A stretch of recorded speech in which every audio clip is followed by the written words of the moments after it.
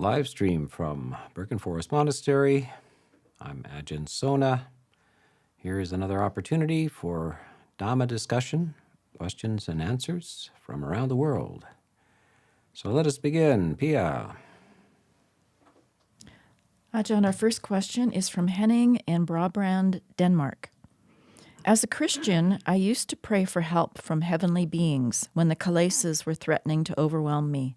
As I understand it, the Buddhist way is to induce strength by aspirational chanting and metta rather than asking other beings for help. But are there no beings we can call for help and protection when defense is low? Or will I have to rely exclusively on establishing my own strength and resolve? This is an interesting area. So there is a idea of heavenly realms in Buddhism, and there are beings, and it's very clear and well articulated. There are a number of what are called sensory heavens, where the primary pleasures and experience are sensory. And then there are beings in realms higher than that, or primarily meditative type of realms, contemplative heavens, etc. So some people are surprised to hear that Buddhism has the ideas of heaven. In fact, maybe Christianity got it from us, because I don't know where else it got it from. There's not much description of heaven in like in the Old Testament. There's virtually no descriptions of heaven. And so there's some sort of arrival around, very vague, and then it fills in later in history, but it fills in suspiciously like the Buddhist heavens, which are extremely well articulated 500 years before. So this question is, in Christianity, you pray to God to help. And by the way, I should say that it generally doesn't work, so it may be a consolation, but it doesn't seem to work. In Buddhism, we don't have an idea of a all-powerful God that can answer your prayers. So do prayers reach into the heavenly realms? Do the angelic beings, the devas, do they respond to things like that? Well, the general answer is that no, they don't. Because from the perspective of the deva realms, the angelic realms, the heavenly realms, the lifespan is astonishingly long. And in the human realm, the lifespan compared to that is very, very short. So we have maybe a century or something like this. A long life is a century. And that is but an afternoon in the heavenly realms. And so the crises that we experience, and even the imminent death that we might be experiencing and crying out for help, is a very small experience from the vast view of time. And so the devas are not really tuned into that. And by the way, the devas, their previous, how did they get to be devas or angelic beings? They were humans at one time. They've been through the human existence. Now, so they're not primarily concerned with the melodramas of human existence, and they rarely consider it. The human realm, from the perspective of the angelic realm, is a very dark, it's a ghetto, really. It's a very bad area of town. And beings there are very short-lived, and it's not an area that they want to be preoccupied with. But the devas are recorded visiting frequently the Buddha and some of the other enlightened practitioners get visits from the devas. And why are the devas visiting? Not to help them, but primarily to ask them questions, to gain wisdom from them. Because although you arrive in heaven by generosity, kindness, and some morality, doesn't mean that you're ultimately wise. So the wise beings in the heavenly realm appear as kind of luminous to the devas. Their wisdom is luminous, light emitting, and they're drawn to that to ask questions. Occasionally you will hear of experiences where devas appear and have some interaction in the humanly realm.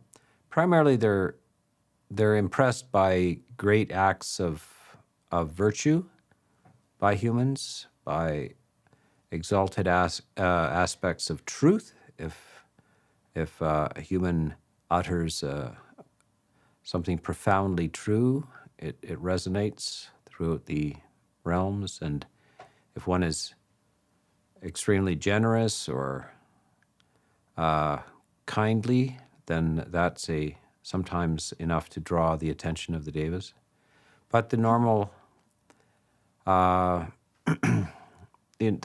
normal sort of melodramas that humans experience in life are usually not taken much attention of for the devas. That the nature of human existence is that you're going to run into danger and violence and illness and loss, and although it's a big deal for us, it's just a small blip in the experience of life, and the whole human life passes so quickly anyway. So the primary issue in human life is your development of virtue, generosity, kindness, and clarity, which is going to have great benefits for you in the future. And if you can share and encourage others to be generous and kind as well, and lucid, then they will have a good result somewhere in the realm, in the samsaric realms.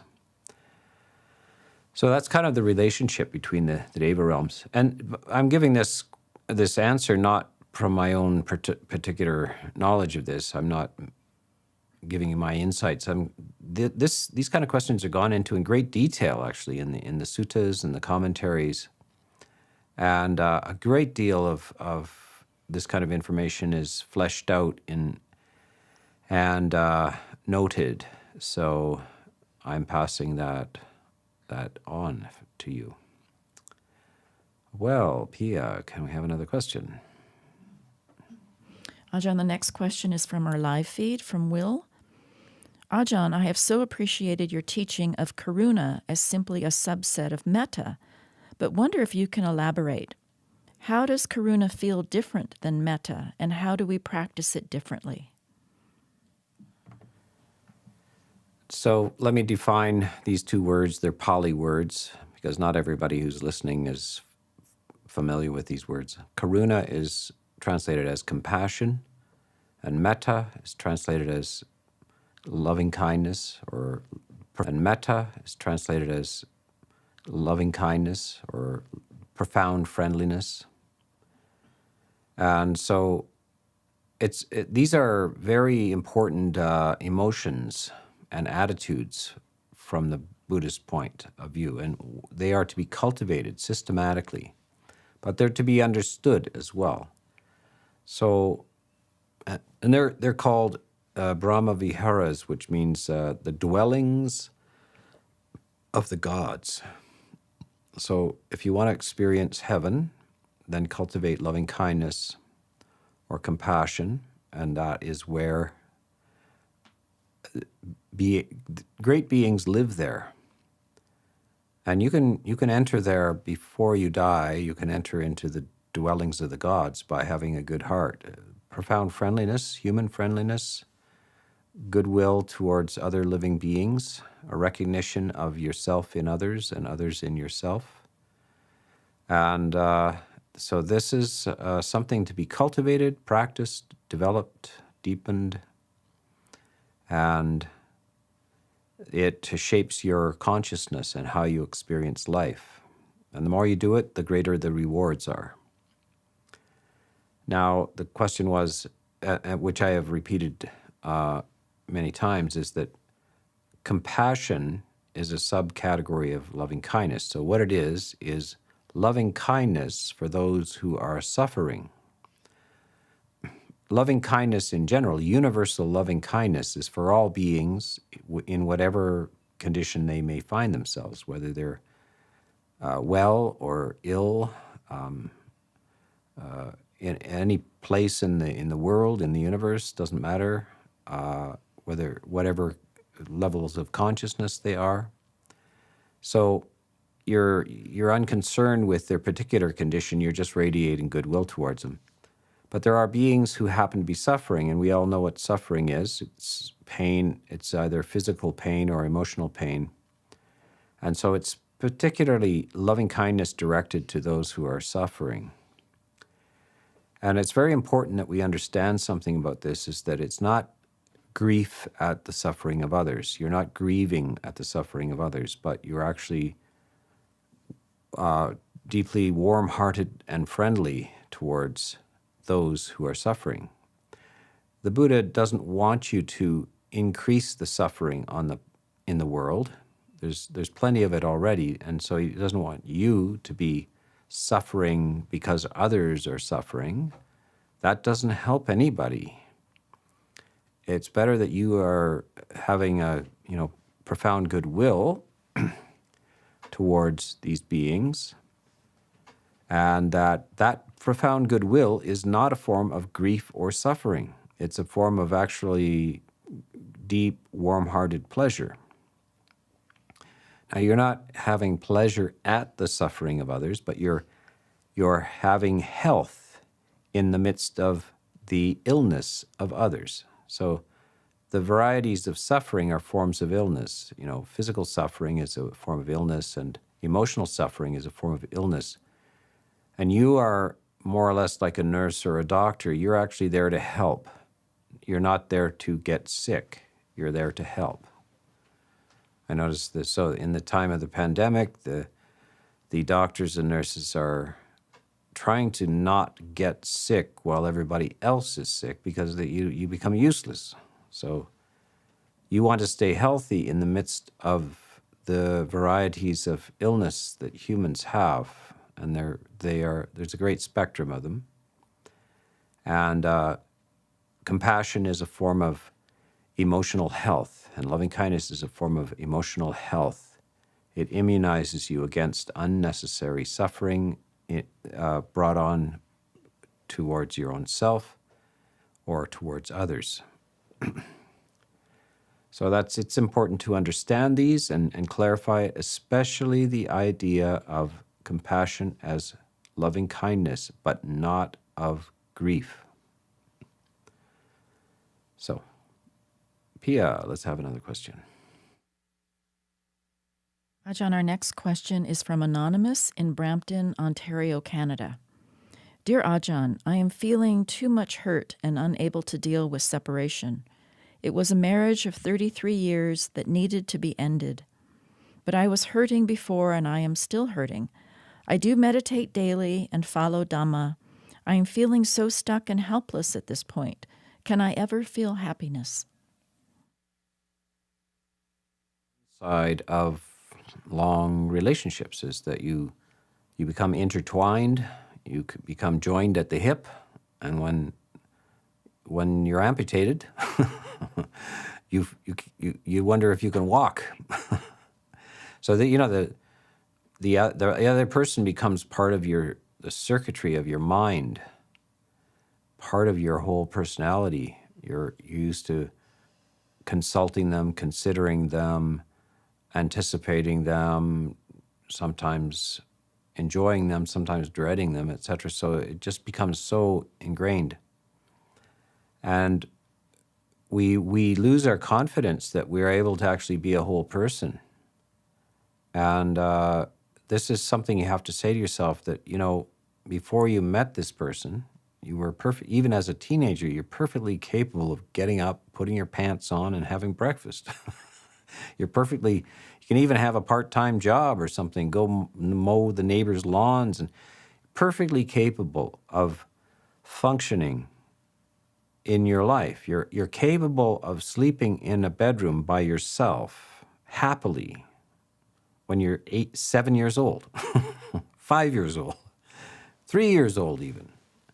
You were capable as a kid of being an individual, a human individual, and perfectly capable of deciding when to wake up and waking up and getting yourself breakfast and moving around and going out and learning things. You have to just talk to yourself and say, I'm an adult. There's no reason I can't do all of those things. Even a kid can do that stuff. I don't need another person. I'm not helpless at all. So, but you feel insecure because of this dependency that we have. The person is such a big part of our life. But you have to talk to yourself rationally and say, of course I can do these things. There's nothing to it, really. Any reasonably intelligent adult that's able to function physically can do these things. There's not much to it. And of course, as time goes by, you'll get the confidence. Your confidence will come back. But you want to accelerate that. You want to accelerate the confidence by talking to yourself rationally, but also by asking people like me about this, because I see this all the time. People have 20, 30, 40, 50-year marriages or long-term relationships. Now, sometimes people die, disappear before your eyes. Sometimes people leave.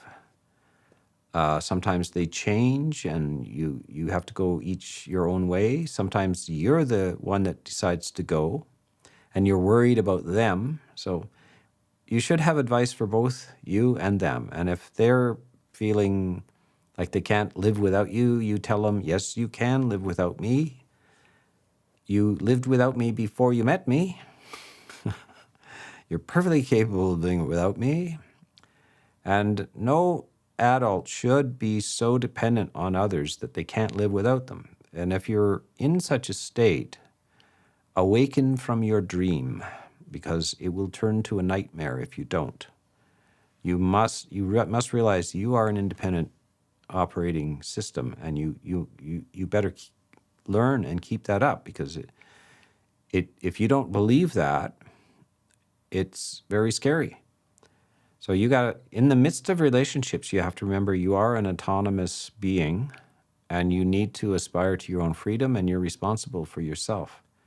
And you can't forget that. And that means that you stay in relationships by choice rather than by desperate fear. And that's the best kind of relationships, are ones that are done freely by two independent human beings. And the Buddha was asked one time, what is the good reason for being married or in a committed relationship? And he says, just because of mutual affection. That's all. That's the reason. You like each other. Nothing more than that. So that is a brief answer. Pia. Ajahn, our next question is from the live feed from Lake in Portland, Oregon.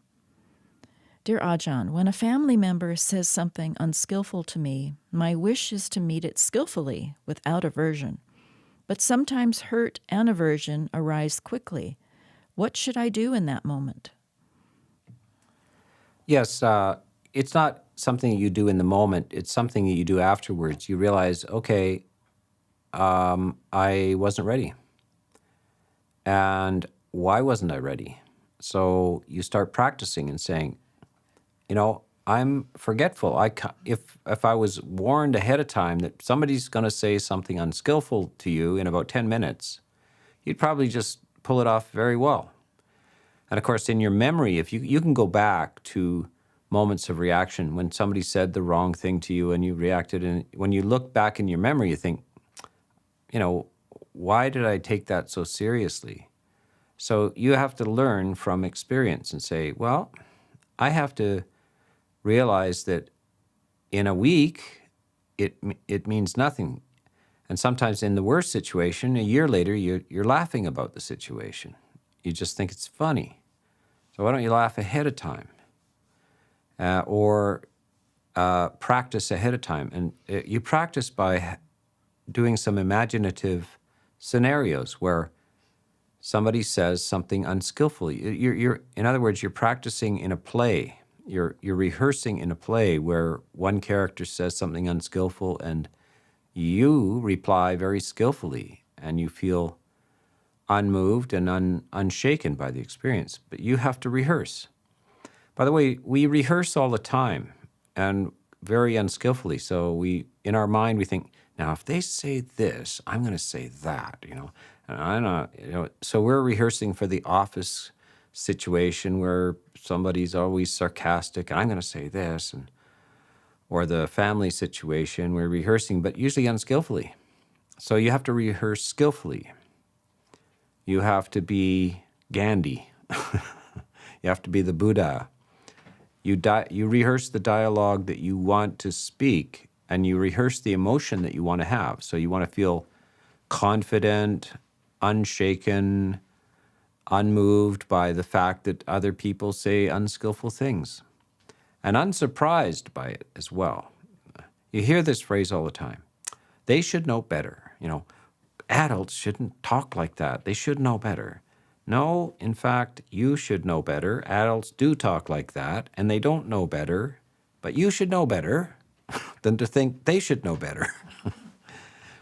So that's something to rehearse again for yourself. You say, when am I going to learn that everybody doesn't say what I want them to? I mean, it's ridiculous, isn't it? When we put it like that, we think, don't I know that? Apparently not. Apparently you don't know that. You think people should say the right thing to you, but they don't. So you rehearse that, say, all kinds of situations where people are not going to say the right thing, and no surprise at all. It's going to be perfectly fine. Here's the opportunity. Yes. Ajahn, our next question is from Gary in Prince Rupert, British Columbia, Canada. Is it helpful or non-helpful to set goals to attain jhana during meditation? Yes, Gary. You can aspire to it. However, you should not be frustrated that effort doesn't yield the experience that you want. Mostly, it's if the causes have been put in, the proper causes have been put in, then the results will occur. It's just like going off to the track and expecting to run 100 meters in 10 seconds.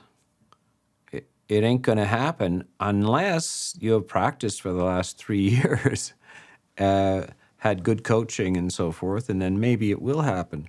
But nothing in the area of systematic training yields results except if the training has been put in. So jhana is not an accident. It's not something that is you accidentally blunder into. It's something a skill that you learn. And you can't expect results if you haven't practiced in the proper way.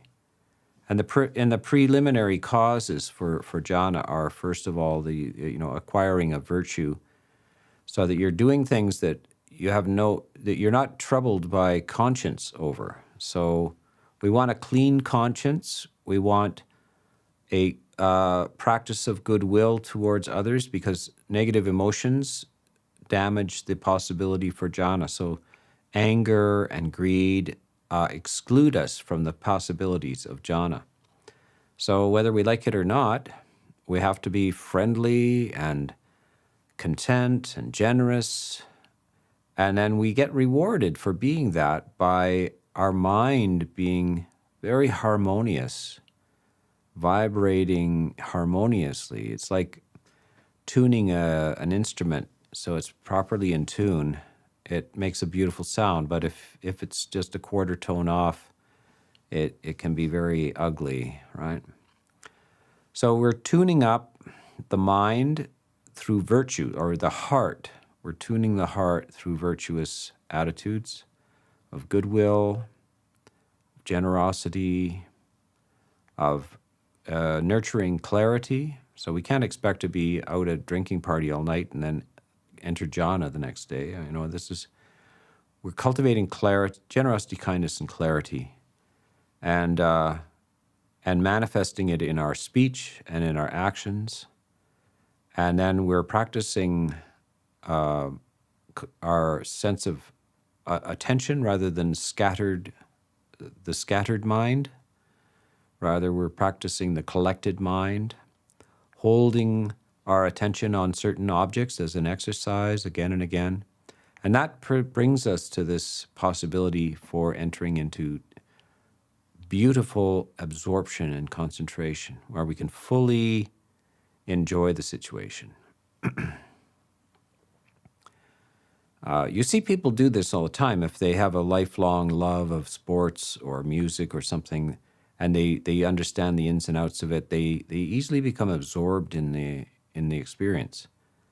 We want that absorption, but we want it on different topics, like goodwill or the breath itself as a way of settling the mind and reducing the normal ramblings and inner conversations of the mind. We use the breath to come to stillness and peace, and we get the same kind of enjoyment. We get this sense of joy and ease in that experience.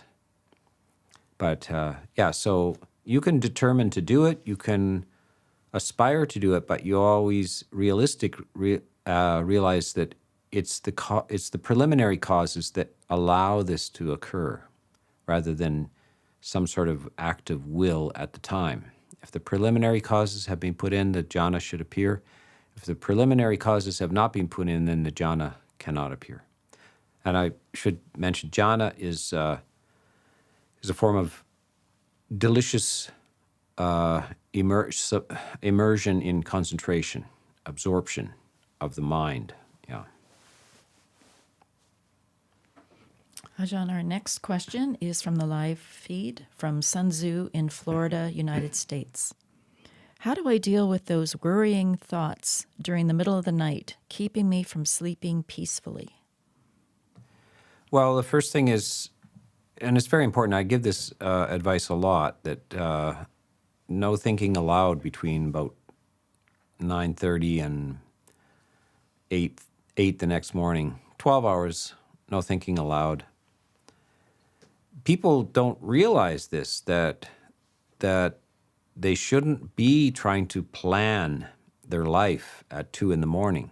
It's the wrong time to be doing that, because your mind is in a particularly weak condition, and what is trivial can seem to be very, very profound. And the fears that you have in the middle of the night, the next day, they're ridiculous. They're nothing. You can worry about what kind of bread you're going to buy at the supermarket. You know, at 2 in the morning, it can seem like a monumental task that you're in danger of being executed if you get the wrong kind of bread at the store tomorrow. You know, it's just exaggerated. And it's typically the wrong time to be thinking about these things, because your emotional structure, the weakness, is no good. But you have to practice this thought in the day. Say, when I wake up in the night, it's not the time to worry about the past or the future. It's the time to remember not to worry about the past or the future, that you will deal with it after you've had coffee and breakfast and you're fully awake.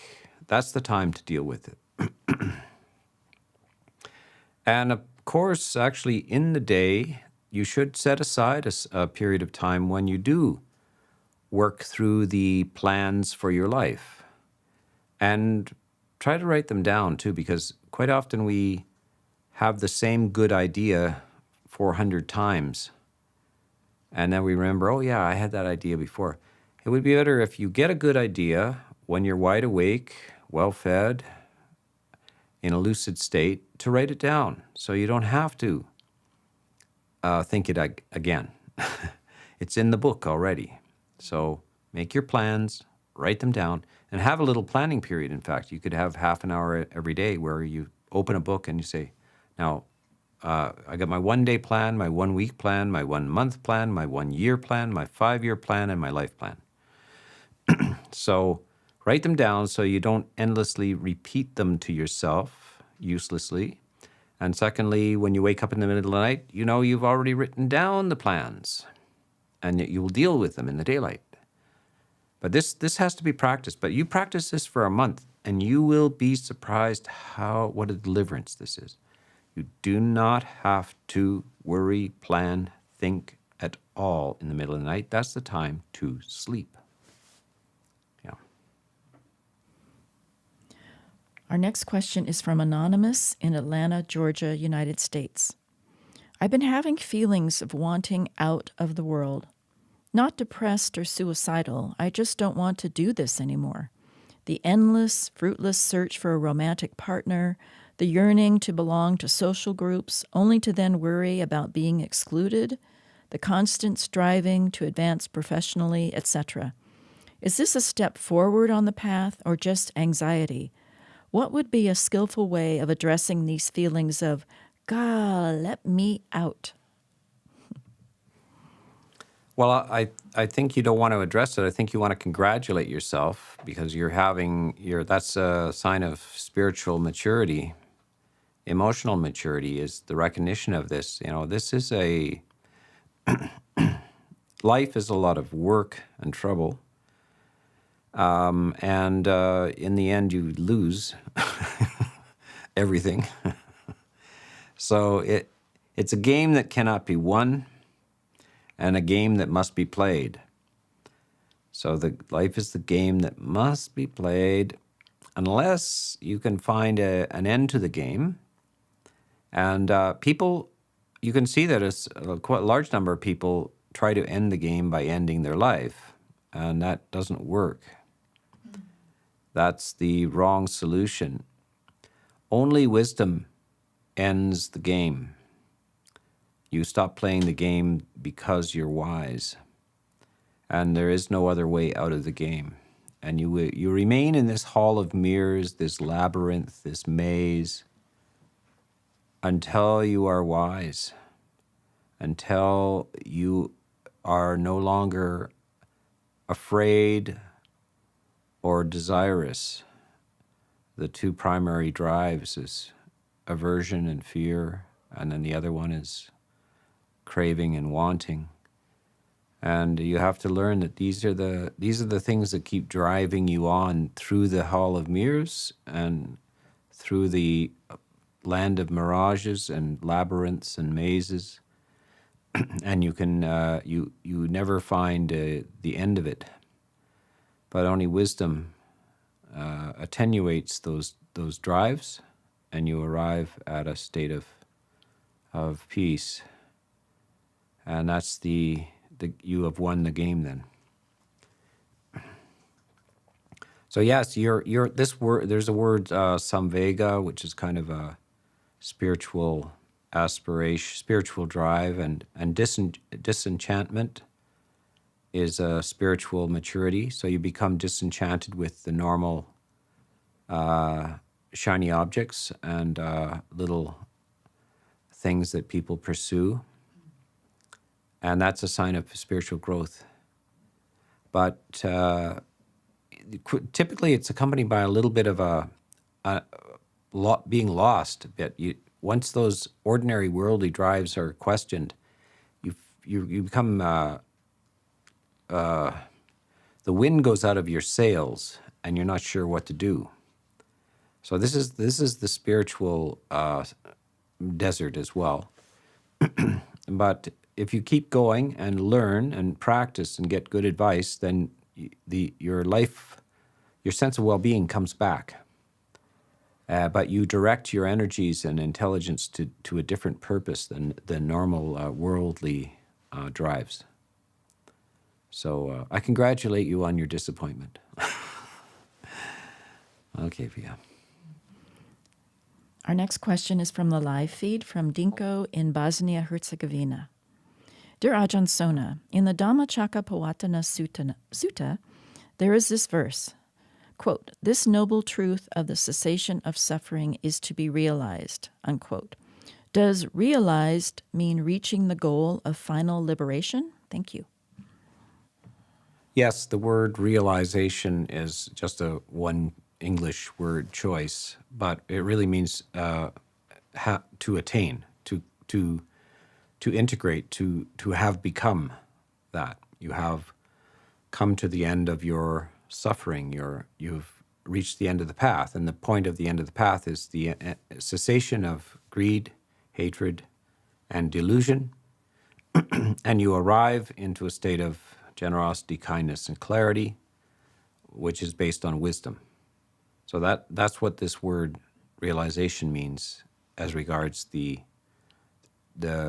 truth of the cessation of the truth of cessation.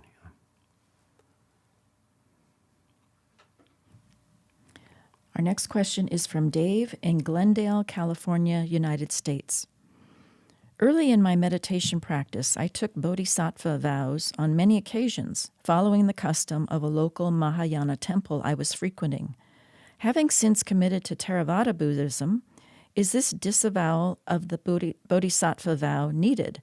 The issue surfaces in Acharya Mun's biography without details of his solution. Yes. So the idea of bodhisattva vows, it's usually in the Mahayana communities, it's very casually taken. It's just like, okay, everybody, now we're going to vow to be a bodhisattva and to save all beings for however many eons it takes. And this is a very casual affirmation of a gigantic task. I mean, so in the Theravada, there is no bodhisattva vow, etc. But so if you've taken this, and especially if you've taken it sort of unknowingly or casually, you should just go and renounce that, and maybe do it in a formal way. Maybe go to a Theravada monastery, do 3 bows before the Buddha image and say, I renounce my bodhisattva precepts, I renounce my bodhisattva precepts, I renounce the bodhisattva precepts 3 times. And then you've made it clear to yourself that you're not on the bodhisattva path. You are striving for awakening as soon as possible, arahantship as soon as possible, and the definition of that is that you will be out of the samsaric cycle. And in the Theravada teaching, there is no identity between samsara and nibbana. You'll see this quite often repeated in the Mahayana schools. Samsara is nibbana, nibbana is samsara, this kind of stuff. So it's not good to confuse these 2 schools or these 2 attitudes. So in the Theravada, this is an aspiration to arahantship, and that's the end of your samsaric existence. And you renounce these bodhisattva vows, just as if you convert from Christianity. You no longer think that Jesus is the sole path to salvation, or whatever your previous school is. If you thought it was Stoicism or ultra-rationality or materialist annihilationist doctrine or something like that, or absurdism or whatever you chose, you just renounce it. Say, I'm moving on, change my mind, I've got a new goal. It's good to say it out loud and make it clear to yourself, and then let that go. Okay. Ajahn, our next question is from the live feed from Michael in Brighton, UK. What are the clearest such indicators we have attained true jhana and or samadhi? Different respected teachers and suttas seem to have very different opinions on this.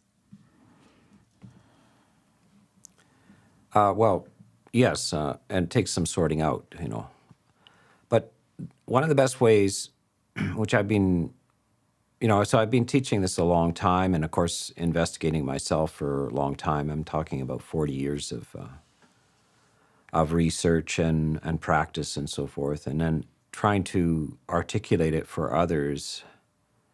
And one of the best ways is to think about what jhana is. And there are two kinds of jhana. And one is called miccha jhana, which is wrong jhana. And the other one is samma samadhi, which is the right jhana. And this, you can get a clue what jhana is or samadhi is by remembering when you've been joyful and absorbed in music or anything else. And this is what's called miccha samadhi, the wrong samadhi. It's samadhi, it's jhana. It's just based on the wrong topic. It's based on a worldly experience, usually absorption in a sensory experience or in an intellectual experience or a really good book, an art experience, music experience. This is what is meant by jhana. Joy of mind, ease of body, complete wholehearted absorption, and the non-distraction of other thoughts, and your mind is fully present to the object of your attention. So lots of people, most people have experienced this in worldly situations. So take that experience, which is a direct experience of yourself, and then say, now, can I do this with the breath? Can I do this with just the topic of loving kindness? Can I absorb myself in it?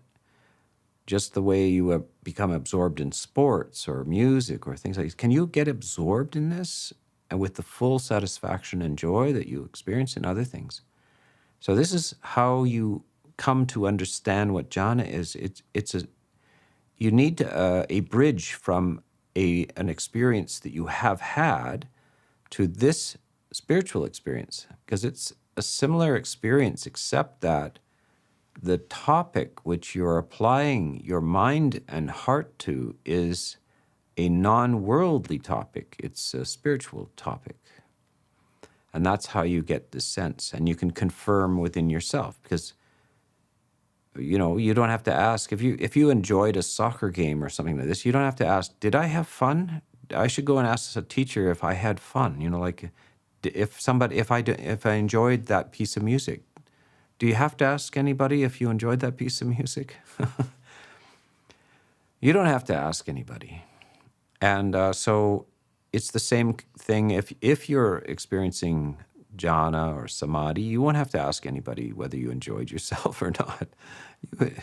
It's plain and obvious to you. It's just a matter of is that as deep a joy as I can experience? Is that the deepest possible immersion into an experience I can have, or could it be better? And usually the answer is it could.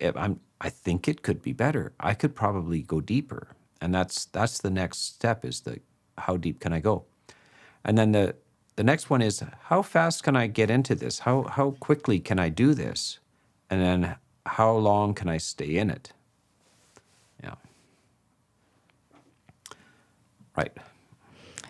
Ajahn, our next question is from Joseph in Hovienne, France. While practicing meditation intensely, I've felt disconnected from my personality structure and experienced a significant disconnect or shift. However, I lose my practice and fall into the same harmful personality traits in my relationships when I have normal life interactions. I am wondering to what degree a person's core traits can change. My wife is unimpressed with my experience of non-self when I still get angry over our finances. Help. Yes, I mean, this is the normal case, is that when we're withdrawn into a quiet place and given assistance and encouragement for meditation, we have these beautiful experiences, and we quite often think, wow, I've changed. And indeed we have. If we experience that, we have changed. But the influence of the society around us and the family around us and the demands of the world are very great. And we've been at that for a long time. It's very ingrained in our system. And so the stimulus arises, the worry of we got to make the mortgage payment or do the taxes, and there's dread and reluctance and boredom with it and so forth. And so we've been working on that our whole life. We've been cultivating dread, anxiety, and boredom over money issues. So we don't expect it to just evaporate like that. But yes, we continue with our practice, and eventually these impingements from the world weaken. We don't feel it so deeply. We feel lighter, and eventually the negative emotions around this and our lack of control and our lack of dignified behavior lessens, and eventually it goes away, and then we can conduct ourselves in the midst of stress and strain quite well. And in fact, eventually, perhaps to our surprise, we're not reacting to it at all. We engage with ease in these situations, and we don't lose our balance, our equanimity, our goodwill.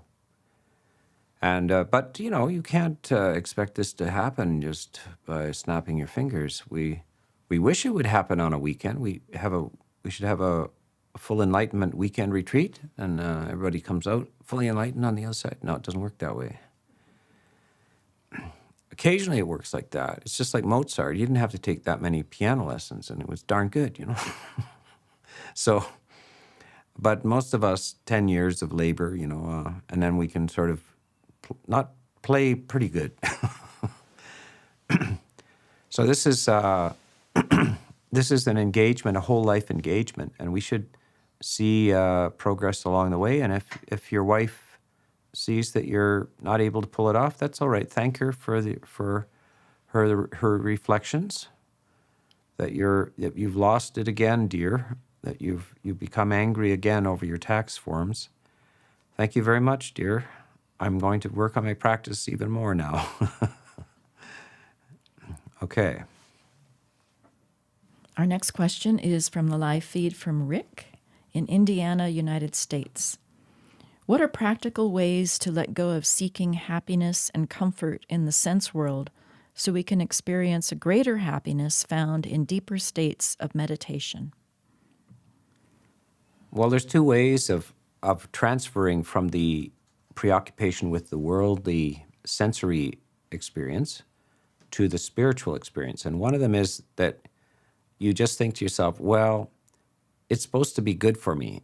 They say it's really good, and I really enjoy the worldly stuff, but I'm going to try the spiritual thing, even though I really still enjoy the world.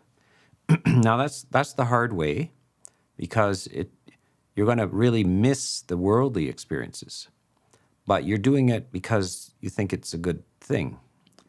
And so that's one way of doing it. The other way is that you keep reflecting on the nature of the world and the sensory experiences, and they fall away by themselves. You suddenly find yourself not interested anymore. You're mysteriously, what used to be very interesting is not interesting anymore. And that's the easy way. And then the spiritual world becomes natural to you. You lose interest in the world. You didn't have to try to break away from it. You just lost interest, and now it's cultivating the positive side in the spiritual world as the replacement for what you have lost in the sensory world. So that's the way people go. Sometimes people just, because they've been reflecting on things, they suddenly just don't care at all about the ordinary values of life. And that's spiritual growth. And then the next job is to find full satisfaction and completion in the spiritual value world. And that's a skill in itself. And the other one is, as I say, you're just a good a person who has a strong faith, say in Buddhism, and you think, the Buddha must have known what he's talking about. I just love movies and bacon and tomato sandwiches and music and all that kind of stuff, but I'm sure the Buddha was right. I really have to give all that stuff up and go and practice on the spiritual trial. So you have the right motivation, but you're going to be craving those things because you haven't really you haven't become disenchanted with them. You just are resisting them. Yeah. So those are the kind of spiritual experiences that people have, and there's 2 or 3 different types of personalities that this occurs to. There's a book by William James called "The Varieties of Religious Experience," and he goes into the accounts of different people, a dozen or different types of personalities, how they come to religious experience. And some people seem to be just almost born that way. Others have tremendously difficult things. Some people come through because of terrible things happen, and they misbehave dreadfully, and then they suddenly have religious experience. Others come gradually. Others struggle, etc. So there's a variety of personalities and experiences on this. Yeah. Our next question is from the live feed from G. Aradna in Mexico. As I understand, Mara is in one of the highest heavens, which is different from the Catholic devil. What did Mara do so well to be in heaven, and what did he do so wrong to become Mara? Good question. There are various versions of the devil in the Christian idea is sometimes called Lucifer. And Lucifer, the mythical origins of Lucifer, because, in the beginning, God creates the universe, etc. So there's no negative beings, but so how does some force that is opposed to God arrive? So there is a story of this, and this is Lucifer is the most beautiful of the angels, the devas, but he becomes conceited, and he wants to do his own thing. He thinks he can, and he thinks God is sort of restricting him, and so that it's this initial conceit that makes him oppose the power of God. So, but notice that Lucifer, by the way, the word Lucifer means light, lucent. So he is the shiniest of the angels. He's the radiant. And this is Mara as well. Mara is in the 6th sensuous heaven and is exquisitely beautiful and luminous. And so Buddhism has left him there. And he's not primarily evil. He's primarily more like a Madison Avenue advertising executive. He really just wants to sell you the sensory experience. And the only people that are threatening to Mara are people who want to get out of the sensory realm. So Mara is concerned to try to keep the customers. So he places temptations and sensory things in your path when you're trying to meditate and get away from all this, then amazingly inventive ideas come to you about the best kind of apple pie you've ever tasted, or a new way to make apple pie, or somebody that you suddenly feel attracted to comes in your mind and you think, I should strike up a conversation with them and so forth. So this is the kind of activity of Mara. Mara is a kind of resistant to higher spiritual values, not necessarily trying to destroy everybody, but just trying to keep you in the sensory realm. The development in the Christian realm of Satan and Lucifer is steadily he becomes more evil over time. But this is storytelling. This is drama. I think the Mara in the Buddhist cosmology is more realistic than the idea of this purely evil being that is just seeking terrible destruction and so forth. It's more, the world is more that it's distracting and appealing but short-lived. The goods are shoddy, and we see it in advertising all the time. We see this in Madison Avenue advertising. They're trying to sell you things that are going to be gone or break and so forth. So this is the kind of pervasive universal experience that humans have. So that is the idea of Mara. And there are different types of Mara. So the mind is Mara, the body is Mara. There's a kind of external Mara.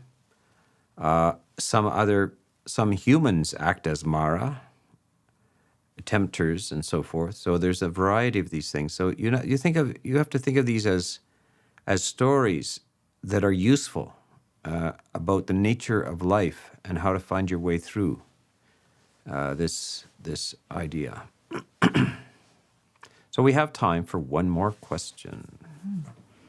Ajahn, our final question is from Maxim from Hessen, Germany.